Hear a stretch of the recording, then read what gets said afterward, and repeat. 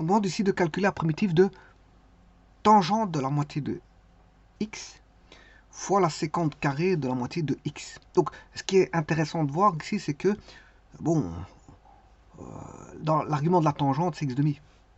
Et que l'argument de la séquente, c'est x demi. Donc, c'est intéressant. Heureusement qu'ils n'ont pas les mêmes, parce que sinon, il faudrait faire des petites modifications par des formules trigonométriques pour essayer de, voilà, de remettre les choses au point, vers un même contexte d'argument. Mais ici, c'est pas le cas parce que j'ai x demi, x demi. Bon, il y a juste une petite chose à savoir. Bon, c'est dans son domaine. Hein. Vous savez bien que voilà, ici il y a des conditions d'existence. Voilà, pour la tangente et pour la séquente. Voilà, il y a des conditions d'existence. Donc ici, je prendrai la primitive dans son domaine, bien sûr. Hein. C'est dans son domaine. Alors, pour tangente, qu'est-ce que c'est que d'abord la séquente? La séquente de x, c'est 1 sur cosinus x. Ne pas confondre avec la coséquente. La coséquente de x, c'est l'inverse du sinus. Bon, c'est des nombres trigonométriques inverses. L'un du sinus et l'autre du cosinus. Donc, sinus x, vous prenez son inverse, vous obtenez sinus moins 1 de x. C'est-à-dire, vous obtenez la coséquente de x.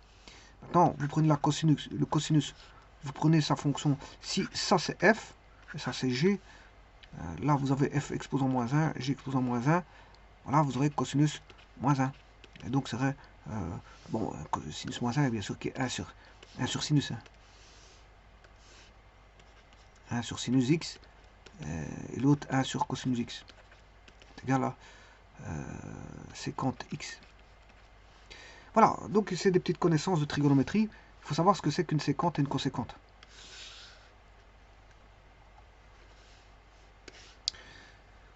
Bon, ceci étant dit, comment peut-on pratiquer pour trouver, je veux dire, la primitive de ceci? Alors, il est intéressant de voir, bien sûr, qu'est-ce que ça représente sur GeoGebra.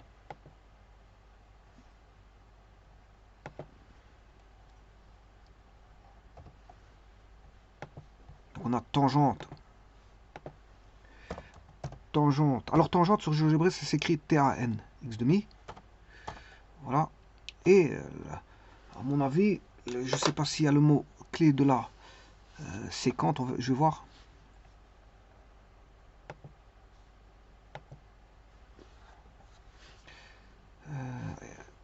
On va voir si c'est la séquente. Secteur.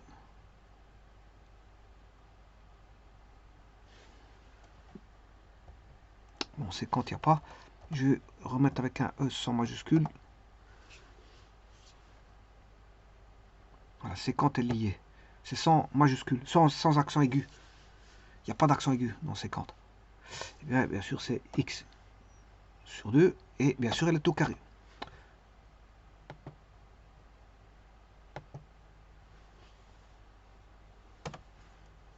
Bon, avant toute chose, on va bien se dire que, enfin, on va bien vérifier que c'est bien la séquente. Que sec, c'est bien la séquente. Alors, pour celui qui ne connaît pas la fonction séquente, qui est sec, ben, il va taper pour vérifier un sinus de x. Voilà, c'est cette fonction-là. Et si maintenant, il tape séquente et que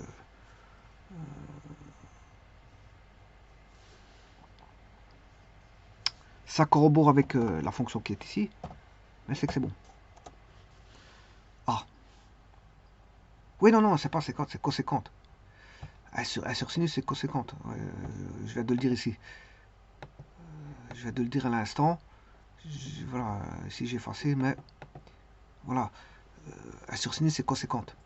Voilà, de toute façon, c'est bien de voir la séquente et coséquente. Bon, c'est pas grave.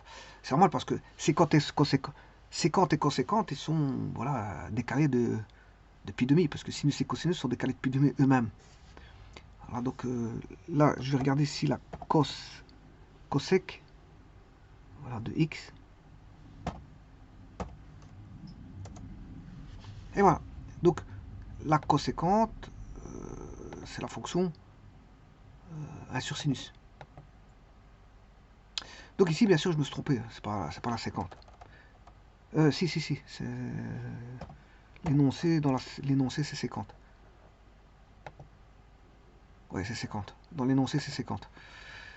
Donc c'est séquente carré. Séquente carré. Donc c'est sûrement pas celle-ci, ni celle-là. Mais c'est plutôt celle-ci. La séquente. Parce que la coséquente, elle est là. Qui est 1 sur cosinus. La séquente, c'est 1 sur cosinus. Voilà, c'est l'inverse. Ça, c'est bien la séquente. Alors, bien sûr, avec leurs asymptotes. Hein. Parce qu'elle n'est pas définie dans R, parce que c'est une fonction inverse.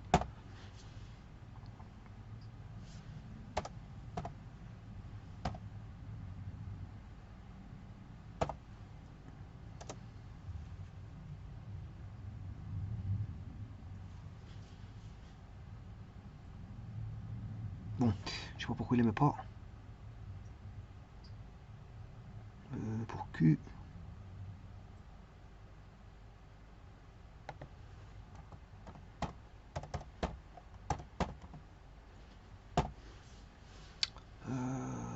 Pour sec.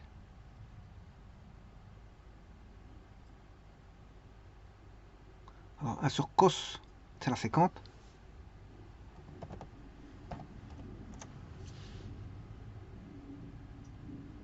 Ouais, je sais pas pourquoi il n'aime pas. Mais enfin, je peux les mettre.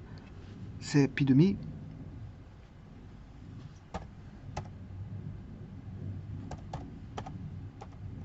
Voilà.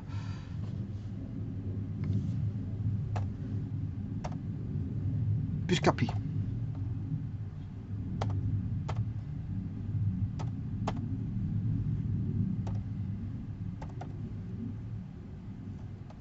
Donc ici, si je mets k égale 1, bon, vous allez à la suivante et ainsi de suite.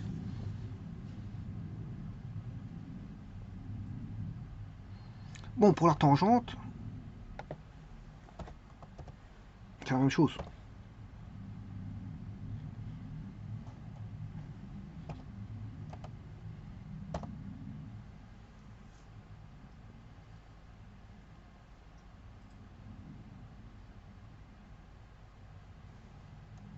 Ouais, c'est parce que si je mets tangé, ben, le g c'est 1 sur sinus x, donc lui il voit tangent de 1 sur sinus x.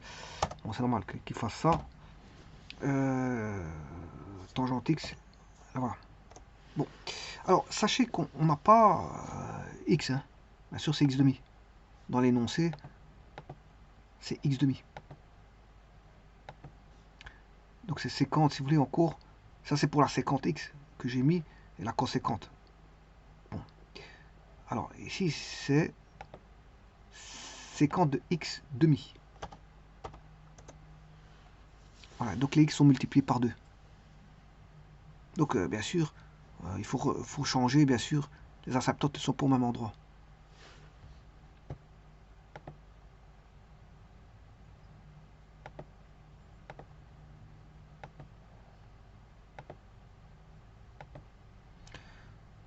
Voilà, comme on a multiplié par 2, les asymptotes sont en pi, non plus en pi demi.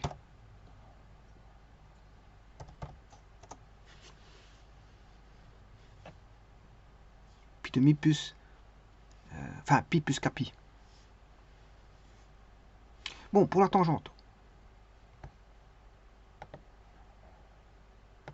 Là, les asymptotes sont en pi demi plus kpi.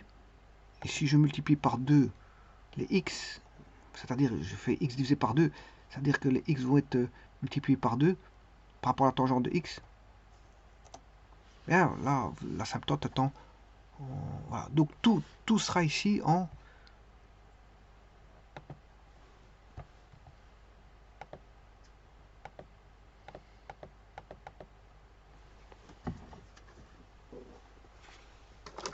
Le domaine, c'est R.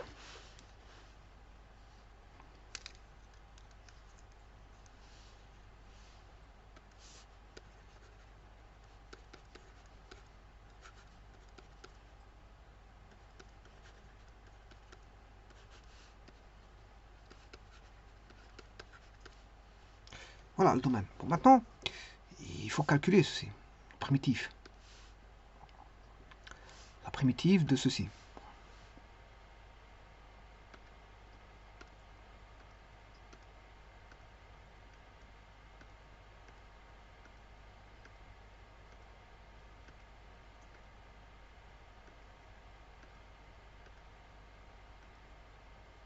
Sachant bien sûr que c'est le x demi.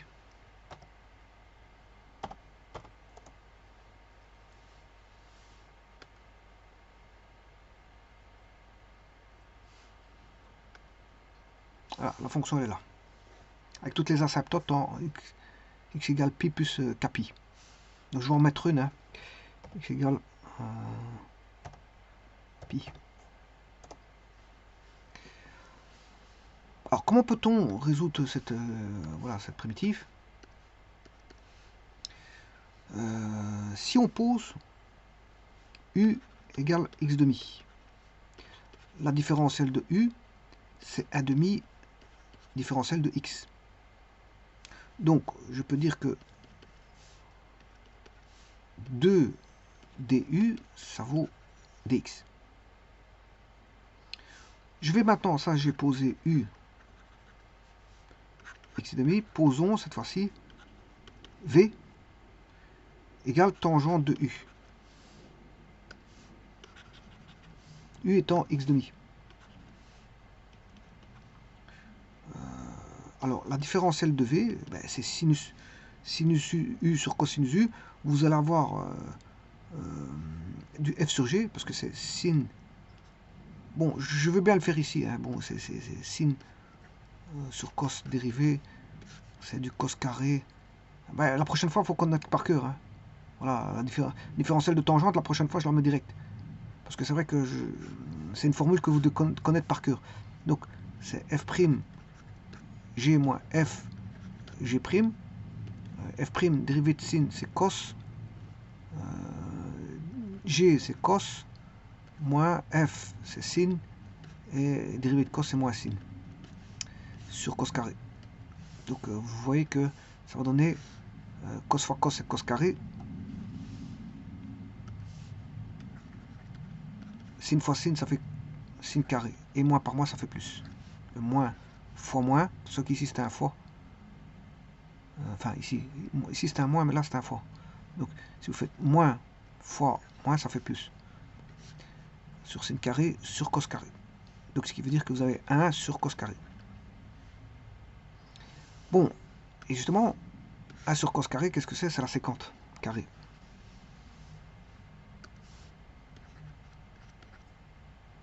Puisque je vous ai dit que la séquente, c'est 1 sur cos. Donc la séquente carré est égale à 1 sur cos au carré. Or 1 au carré, ça fait 1, ça fait 1 sur cos carré. 1 sur cos carré. Voilà, ça c'est pour la petite histoire. Mais la prochaine fois, je ne développe plus. Je ne développe plus parce que dès le moment où je verrai une tangente, je mettrai séquente carré. Voilà, donc ça fait partie des formules que je mettrai dans un formulaire. Voilà, d'ailleurs il faut que je la mette. Pour ceux qui sont intéressés par un formulaire que j'établirai plus tard.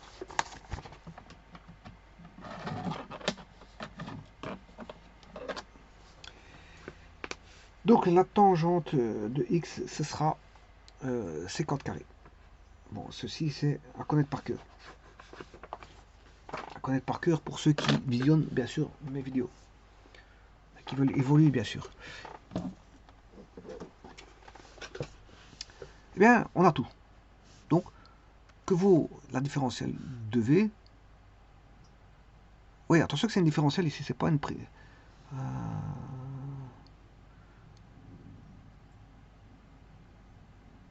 Attention que c'est une différentielle. Je m'excuse. Je vais calculer une différentielle ici.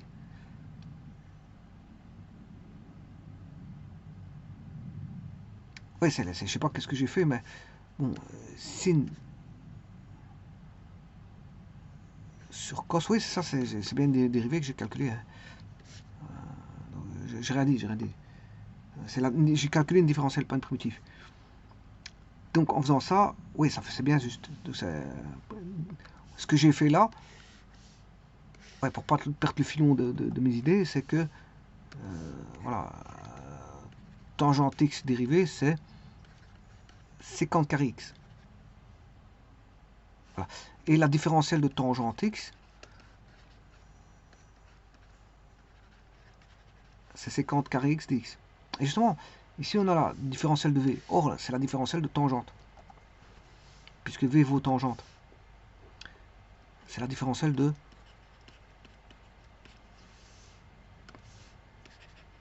tangente u. Et ça, c'est la sécante carré de u. Donc si je reviens ici, que vaut dx? Ben, dx, il vaut 2 du. 2, il peut sortir du signe primitif. du. Alors, on a, là, si je fais ça, j'ai tangente u, sécante carré u. Voilà. Ça, c'est pour le passage en la variable u, qui m'a fait apparaître une constante 2, tout simplement.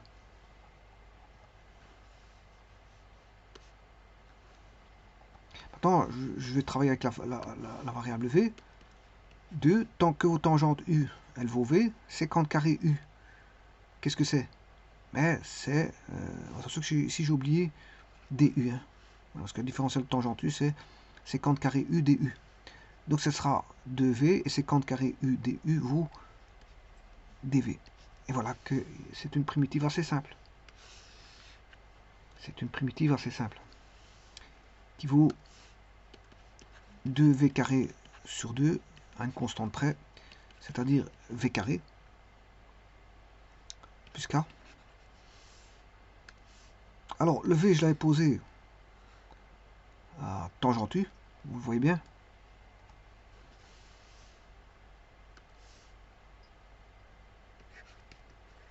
Donc c'est tangente carré u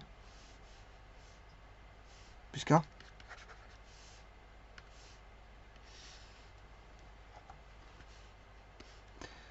Et le u, c'était x demi. Attention qu'il y avait un 2. Hein. Il y avait un 2. Une constante 2. Tangente k. Oui, il a été simplifié. Il avait été simplifié, je m'excuse. Il avait été simplifié avec v carré sur 2. Alors, tangente carré u, et u vaut x demi. Plus k. Donc, on va voir ça. La primitive, assez simple. Donc, il faut poser 2 fois. C'est juste ici. C'est juste ça ici. Puisqu'il y a x demi, il y a tangente de sécante carré.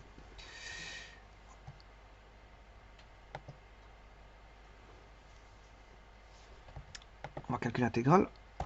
Enfin, la primitive, ou intégrale indéfinie, puisqu'il n'y a pas de borne.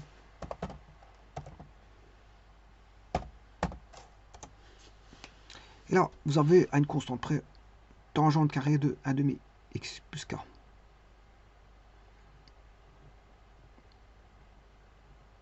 Donc c'est bon.